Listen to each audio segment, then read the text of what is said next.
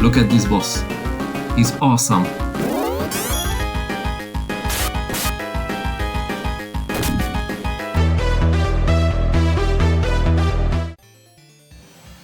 Welcome back on the Backlog quest. I'm glad that you are here. Today I would like to show you guys Phantasy Star IV on the Sega Genesis. This RPG has been released in Japan in 1993 and in the EU and North America in 1995. This was on my Genesis backlog list for a long time, and this is the oldest RPG which I ever played, and today I'm going to tell you if it's still worth playing today. First, I would like to talk about what was my expectations about this game. The oldest RPGs that I played was on the Nintendo DS, so I expected difficult navigation, a lot of grinding, having no clue where to go. I know that this is a 30-year-old game, so I cannot really compare it to any modern RPG, and I heard that it is worth playing, so I gave it a try. My first impressions were good, nice colorful 16-bit graphics, the controls were fine.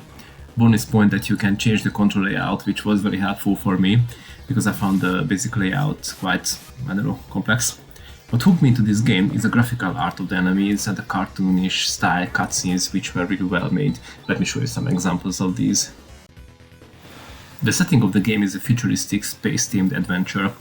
The story is not your generic RPG story, however you have to save the universe from an evil force as in most RPGs. The plot is good and there are some very good twists in the story. I'm going to do a spoiler-free review, however I'm going to show some boss fights, not final boss battle though. The combat is a basic turn-based RPG combat. If you're familiar with the genre, you will be fine here. The combat has some cool additions, which I have not seen quite often in RPGs, for example the macros. You can set up multiple macros where you choose what each of your characters will do in combat. Also you can speed up the battles, so with the macros each battle will not take more than 10-30 seconds. These options are very handy as you need to grind to gain a few levels between boss fights. I'm not a big fan of grinding, but here I did not bother me as much as each battle was very quick. The navigation in the menu can be a bit clunky sometimes, but with time you can get used to it. As in most of the RPGs, you can use magic here as well, however they made it less, let's say, challenging. There's no description of the different spells and techniques, you have to find out by yourself. I checked and there was a guidebook with every cartridge of the game where all these were written down. So this is not a negative point for the game, but this had to be noted. Nowadays you have to use a walkthrough for a description of each spell and tactics and also download the map for the game. You're going to need the map unfortunately because you don't have an in-game map, which was fine in the first few missions as you have a very handy talk option where your characters tell you what you're supposed to do next and where. This is definitely a positive, as in quite few old RPGs, if you did not write it down your next step and you not played the game for a while, you've been fucked as you don't know where to go and what to do next. But later, even with this option, I find myself lost where each city, dungeon, tower was, so I had to refer to the walkthrough again.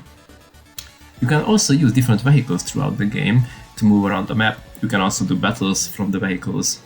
There are different planets with different environments, sand, snow. Also you can enter space stations and some weird living towers as well. So the variety of the environment also a positive aspect of the game. And now, let's see what I liked, what I did not like about the game, and if I would recommend playing it today.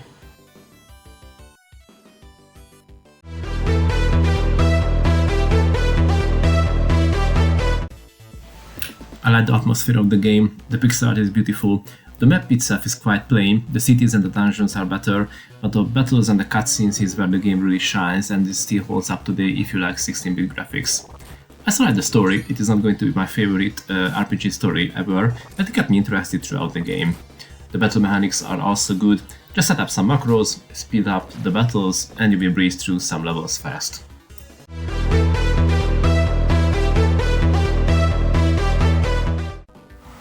What I don't like about the game.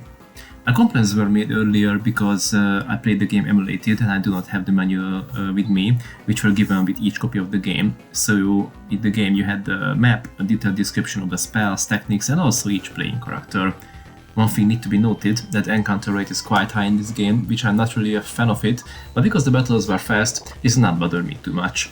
Apart from these, I cannot really complain, especially in the case of a 30-year-old game.